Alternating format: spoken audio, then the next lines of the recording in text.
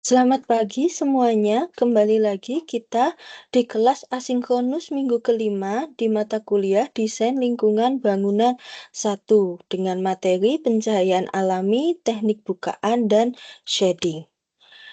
Sebelum kita memulai perkuliahan hari ini, kita akan melihat dulu CPMK untuk mata kuliah ini, yaitu memahami teknik pemanasan, pendinginan, dan bukaan untuk shading, pencahayaan alami, penghawaan alami, akustika lingkungan pada desain bangunan. Kemudian, materi pembelajarannya adalah penggunaan teknik bukaan, pengaruhnya terhadap kualitas dan kuantitas cahaya alami, dan penghawaan alami.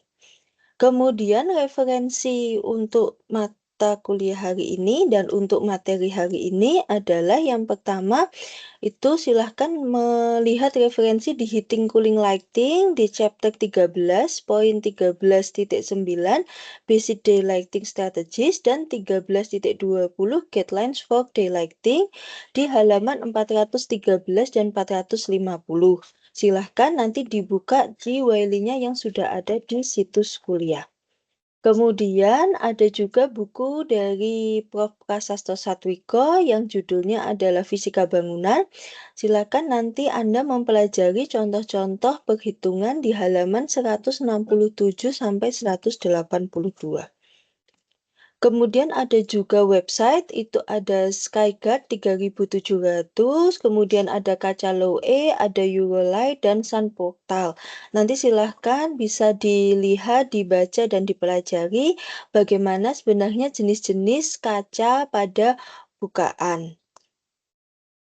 Lalu sebelum kita mulai perkuliahan, akan saya tunjukkan juga tugas mingguannya. Yang pertama, ini adalah tugas pribadi ya. Jadi seperti yang Anda tahu bahwa kita sudah merancang sebuah bangunan, kemudian setelah Anda membaca buku dan mencermati materi hari ini, maka berikan alasan dari desain bukaan yang Anda buat berdasarkan yang tertera di buku dan materi.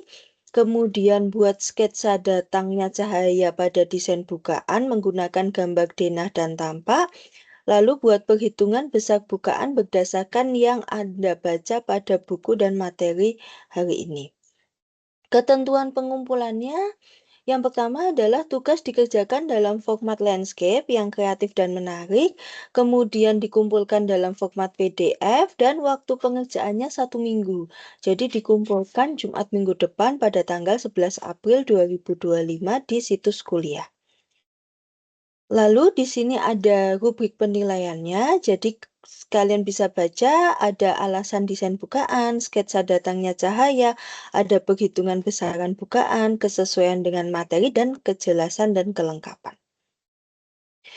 Baik, kita akan mulai materi hari ini. Yang pertama adalah tentang teknik bukaan.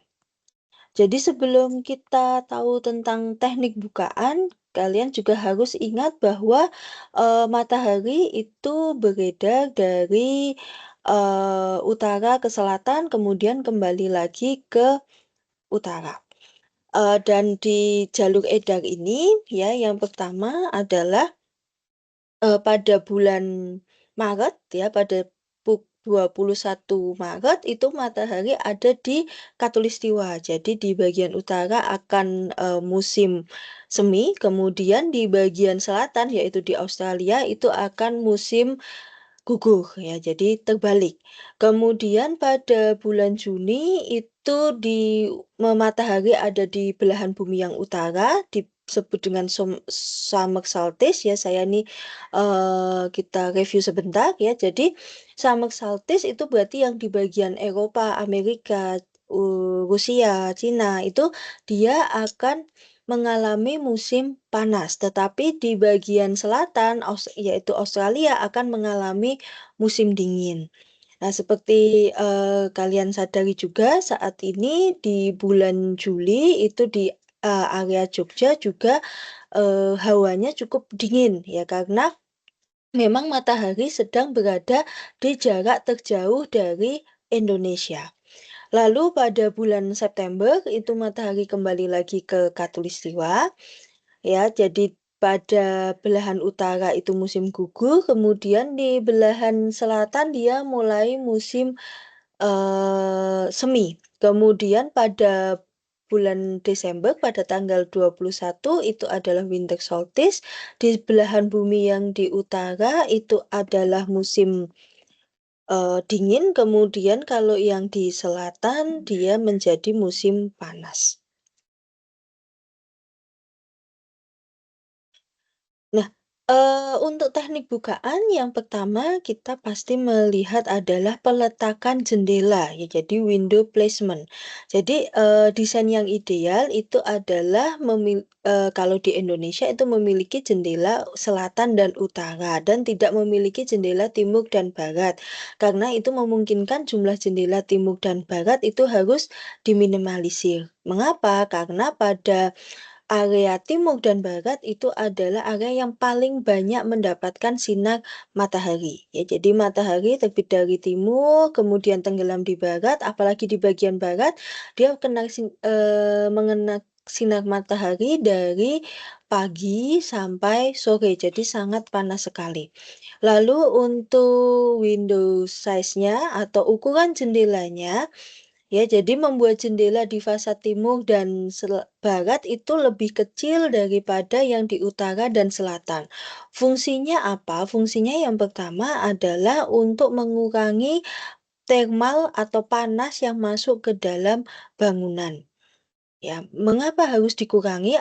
Kalau thermal atau panas yang masuk ke dalam bangunan itu menjadi banyak, di dalam bangunan akan menjadi panas, kebanyakan orang akan berpikir akan memasang AC. Dan ketika dia memasang AC, maka ketika panas juga beban AC-nya juga akan menjadi berat. Karena apa? Karena beban pendinginannya itu menjadi berat. Karena semakin kita memasang, suhunya itu semakin kecil, jadi seperti, "Oh, ini terlalu panas," berarti harus dipasang suhunya sampai di, 18 derajat. Nah, itu kerja mesin AC akan menjadi lebih berat. Nah, ketika kerja mesin AC menjadi lebih berat, maka energi yang dibutuhkan untuk listrik menggerakkan mesin AC menjadi lebih banyak, sehingga, menjadi tidak hemat energi. Nah, oleh sebab itu apabila memang di bagian, timur dan barat harus ada bukaan, itu nanti kita akan bahas di belakang, harus ada yang namanya shading.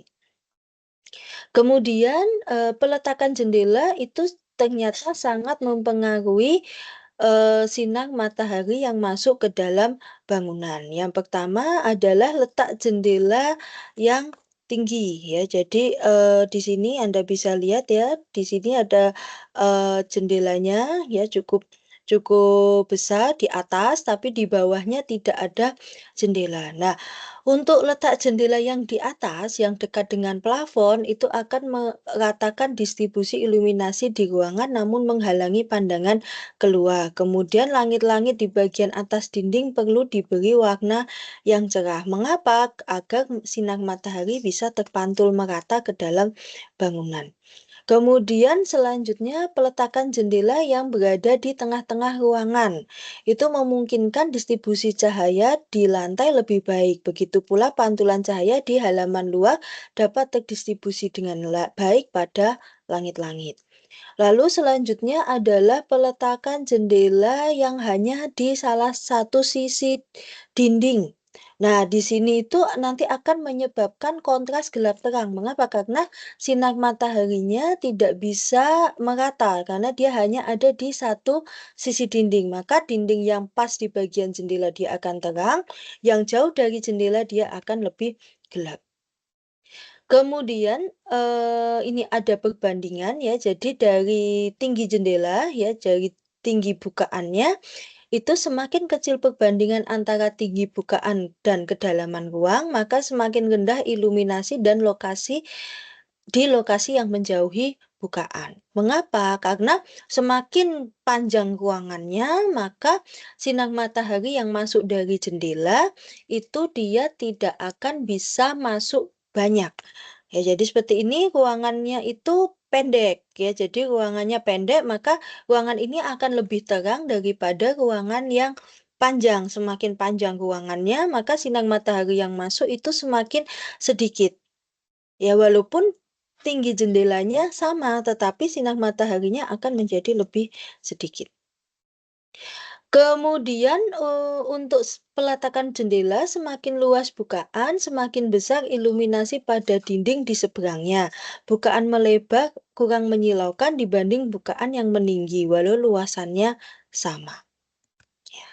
Kemudian selanjutnya adalah untuk menjaga agar cahaya alami masih dapat dimanfaatkan maksimal ke dalam ruangan, maka dibutuhkan 2 kali tinggi bukaan. Jadi, lebar ruangan itu 2 kali tinggi bukaan. Lalu teknik bukaan itu yang pertama ada no overhang, yaitu jendela tanpa topi-topi dan mampu memasukkan cahaya hingga ke belakang ruangan. Jadi jendelanya langsung tanpa ada tritisan, tanpa ada topi-topi. Nah, itu biasanya kalau di area-area yang sedikit sinar matahari seperti di dataran tinggi, itu sangat berguna ya dibandingkan dengan yang jauh dari area yang banyak sinar matahari. Kemudian selanjutnya ada short cantilever, itu ada sedikit topi-topi di atasnya ya, ada sedikit topi-topi di atasnya. Di sini fungsinya untuk apa? Di sini fungsinya untuk mengendalikan agar cahaya yang masuk ke dalam ruangan tidak terlalu banyak. Biasanya ini terdapat di area yang menghadap ke timur dan ke barat. Lalu selanjutnya ada white cantilever, itu ada topi-topi yang cukup panjang. Nah, ini biasanya sangat cocok untuk ada di area barat. Mengapa? Karena sinar matahari pada area barat lebih banyak masuk ke dalam ruangan, sehingga orang yang ada di dalam ruangan akan menjadi silau karena sinar mataharinya menjadi lebih banyak. Nah, dengan begitu, dengan diberi topi-topi yang lebih panjang, itu memungkinkan cahaya yang masuk ke dalam ruangan sama dengan area yang mendapatkan sinar matahari lebih sedikit. Kemudian untuk kontribusi cahaya, jadi semakin jauh dari bukaan, iluminasinya akan semakin kecil. Ya, jadi Anda bisa lihat di sini ada bukaan ya. Ini semakin besar bukanya tetapi semakin panjang ruangannya, maka iluminasinya akan semakin kecil. Nah, di sini ada teknik bukaan. Teknik bukaan itu ada central skylight, kemudian ada unilateral clerestory. Ya, jadi central skylight itu adalah pencahayaan di atas ya. Jadi ini merata ya skylightnya di sini. Ya, di sini ada skylight merata. Kemudian kalau unilateral clerestory itu skylight tapi dia ada di samping. Ya, jadi pencahayaannya di dalam ruangan kadang tidak merata. Cuman kekurangannya menggunakan clerestory dan skylight adalah kalau kita di Indonesia, panas yang masuk ke dalam ruangan menjadi lebih banyak. Mengapa? Karena sinar matahari langsung dari atas, dari atap ke bawah. Nah, ketika dari atap ke bawah itu panasnya akan ikut masuk. Jadi sangat tidak disarankan jika ini dilakukan di Indonesia. Tetapi kalau di negara 4 musim itu masih disarankan karena kalian sudah tahu bahwa eh, di negara Eropa, Amerika yang di negara 4 musim itu sinar matahari tidak langsung di atas kepala kita, tetapi dia condong. Ya, jadi kemudian ada selanjutnya adalah bilateral clerestory. Itu dia seperti yang tadi, tetapi dia ada di kanan kiri atap. Ya, dia ada di kanan kiri atap, itu ada di dua sisi dan menimbulkan distribusi cahaya yang berpusat ke bagian tengah. Kemudian selanjutnya adalah ada reflective clerestory. Nah, ini sangat bisa disarankan untuk di Indonesia. Mengapa? Karena di sini matahari tidak langsung masuk. Jadi matahari itu masuknya karena dipantulkan oleh bidang-bidang yang ada di atap, di plafonnya itu. Jadi cahaya yang masuk itu lebih bau. Lalu selanjutnya ada Seytut skylight, itu ada di kanan kirinya. Ya, lalu selanjutnya, untuk teknik pencahayaan ya, jadi untuk yang clerestory tadi, HC itu kurang dari atau sama dengan 1,5 HW. Lalu di sini ada reflective daylighting ya, jadi Anda bisa lihat bahwa pencahayaan itu, masuk ke dalam ruangan itu juga karena terpantul-pantul oleh beberapa bidang lainnya. Salah satunya adalah warna material. Jadi semakin terang warna material rumah kita, maka cahaya yang masuk ke dalam bangunan bisa semakin terang. Mengapa? Karena warna material yang terang itu dia memantulkan sinar matahari, tetapi warna material yang lebih gelap dia lebih menyerap sinar matahari sehingga tidak banyak yang terpantul masuk ke dalam ruangan. Kemudian ada teknik pencahayaan selanjutnya adalah beam daylighting, yaitu memantulkan cahaya langsung dari matahari. Jadi cahaya dari matahari dipantulkan melalui kisi-kisi beton dan masuk ke dalam ruangan, lalu dipantulkan lagi melalui plafon. Nah, plafon di sini wajib menggunakan warna yang terang ya, disarankan menggunakan warna putih. Mengapa? Karena putih bisa memantulkan sinar matahari full masuk ke dalam ruangan. Kalau kalian menggunakan warna coklat atau hijau tua, nah itu akan banyak sinar matahari atau cahaya yang diserap oleh warna itu sendiri. Kemudian selanjutnya ini ada permukaan yang cekung ya. Jadi permukaan yang cekung itu mampu memantulkan cahaya secara merata ke seluruh ruangan. Lalu di sini ada slab reflector, yaitu permukaan yang miring pada area atas dan di bawah jendela mampu memasukkan cahaya secara merata ke dalam ruangan dan membuat cahaya yang dipantulkan menjadi lebih lembut. Lalu, di sini ada pengendalian cahaya. Jadi kalau tadi adalah teknik pencahayaan, sekarang adalah teknik pengendalian cahaya. Yang pertama adalah adanya blind, yaitu cara mengendalikan cahaya yang berada di bagian belakang jendela. Lalu kemudian ada screen, itu, biasanya dia ada di belakang jendela itu, dibentuknya roller shade dan membuat cahaya menjadi lebih redup. Lalu selanjutnya itu ada film ya, kaca film kalian sering dengar itu melapisi kaca menjadi lebih gelap sehingga cahaya yang masuk ke dalam ruangan menjadi lebih sedikit. Lalu selanjutnya yang sering, kalian lihat adalah low transmittance glass block.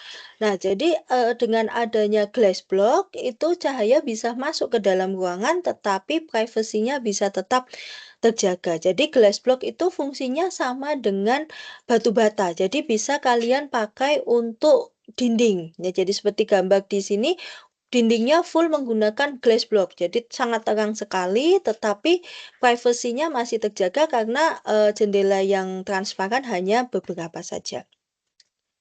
Lalu ada, low transmittance thin glass, yaitu, warna yang berwarna-warni itu juga bisa jendela yang berwarna-warni atau kaca itu bisa mengendalikan cahaya yang masuk dan juga menimbulkan efek dramatis pada bangunan.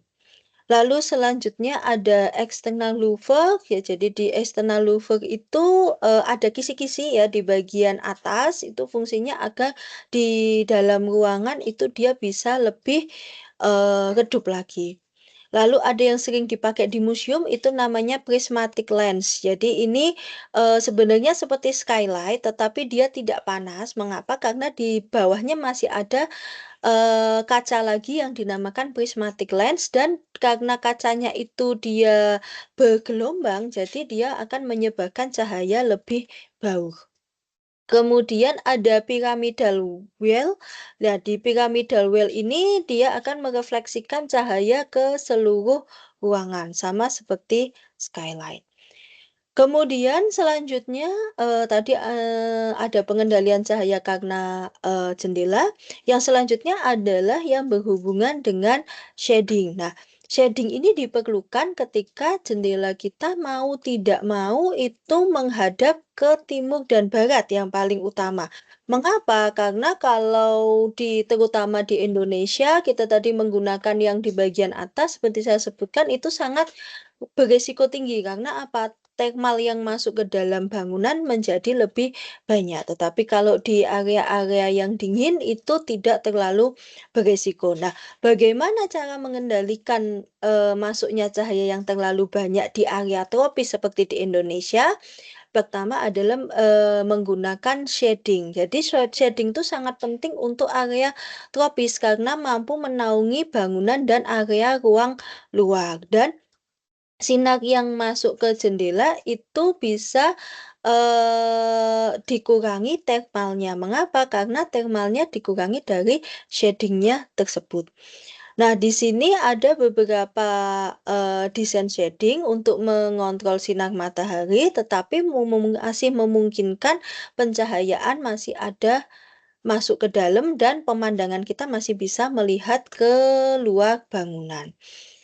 Ya, ini adalah yang tadi saya jelaskan. Skylight adalah harus dihindari di daerah tropis karena radiasi matahari yang masuk bisa memasukkan thermal juga. Nah, jadi radiasi matahari itu beban matahari itu terdiri dari 3. Yang pertama ada radiasi langsung, radiasi diffuse, dan karena pantulan.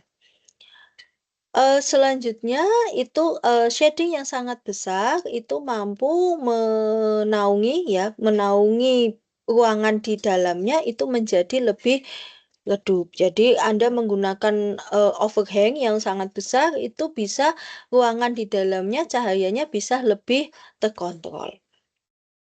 Lalu di daerah perkotaan ya radiasi matahari dipantulkan seringkali merupakan masalah yang besar karena sinar matahari sangat dipantulkan oleh kaca-kaca yang ada di sampingnya. Jadi refleksinya menjadi lebih tinggi. Ini radiasi matahari juga bisa dihentikan jika bangunan itu menggunakan tanaman. Jadi kalian bisa menggunakan vertical garden ya di bagian fasadnya sehingga radiasi matahari bisa dikurangi agar tidak masuk ke dalam bangunan.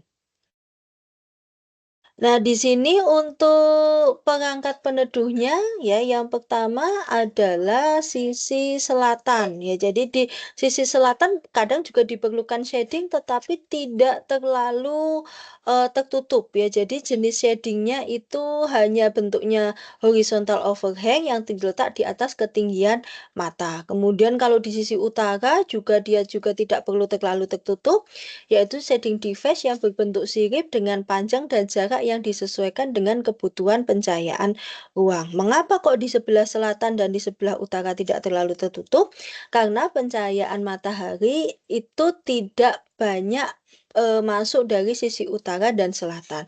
Nah, mengapa juga di sini sisi selatan dan utara itu berbeda? Karena jika kita ada di Indonesia, kita ada di selatan garis khatulistiwa, sinar mataharinya terutama di daerah Jawa ya, Bali di bawah garis khatulistiwa, sinar matahari akan lebih sedikit di sisi selatan daripada di sisi utara. Jadi shading sisi selatan itu dia paling sedikit. Lalu selanjutnya ini adalah gambar peletakan shading di sisi utara dan ini adalah gambar peletakan shading di sisi selatan. Lalu selanjutnya adalah shading untuk jendela di barat dan timur. Nah, kalau di barat dan timur sinar matahari langsung ya, karena dia ada tepat sudutnya ada di depan jendela. Nah, kalau Anda menggunakan overhang itu akan sangat besar sekali. Ini bisa sampai 10 meter. Nah, kemudian lalu shading seperti apa yang efektif? Nah, shading yang efektif adalah shading horizontal, shading vertikal. Jadi bukan shading horizontal. Kalau shading horizontal adalah overhang tadi, dia harus besar sekali. Padahal sinar matahari tepat ada di depan jendela. Oleh sebab itu dibutuhkan shading yang bentuknya vertikal di mana dia bisa langsung menutup jendelanya. Nah, demikian materi untuk hari ini untuk teknik bukaan dan shading. Selamat mengerjakan tugas yang kalian kerjakan, yang akan diberikan ya, yang diberikan tadi di depan. Selamat dikerjakan dan kita akan ketemu lagi di materi minggu depan. Selamat pagi dan sampai jumpa lagi.